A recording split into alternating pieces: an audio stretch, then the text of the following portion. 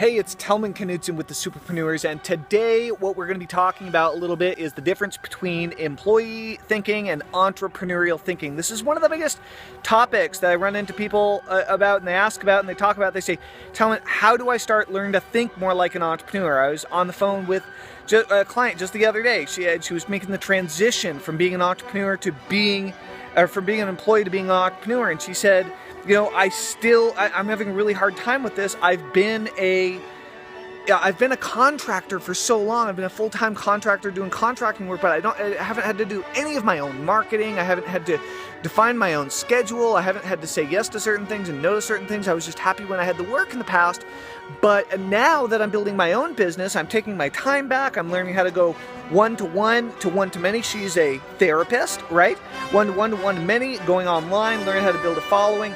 How exactly do you start thinking like an entrepreneur? Do you have something that can help people with that? And the answer is it's kind of a double-edged sword, right? Number one, the biggest challenge is that most of the planet is going to think like an employee by nature. Most people would rather someone else take the risk. Most people aren't natural risk takers. They aren't natural outliers. They aren't natural black sheep. And that's what makes entrepreneurs different than everybody else.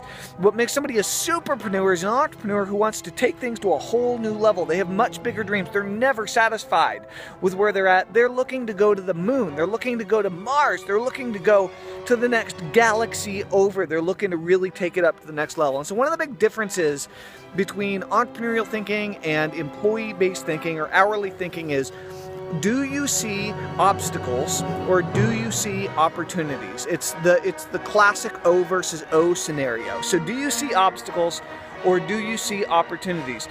Why do employees see obstacles? Employees generally see obstacles because they don't want to have to work harder in order to get their job done. When something makes their job more difficult, they're going to get paid the same regardless of how good a job they do, regardless of whether or not they have some great, big, giant, amazing transformational innovation in the business or in the industry.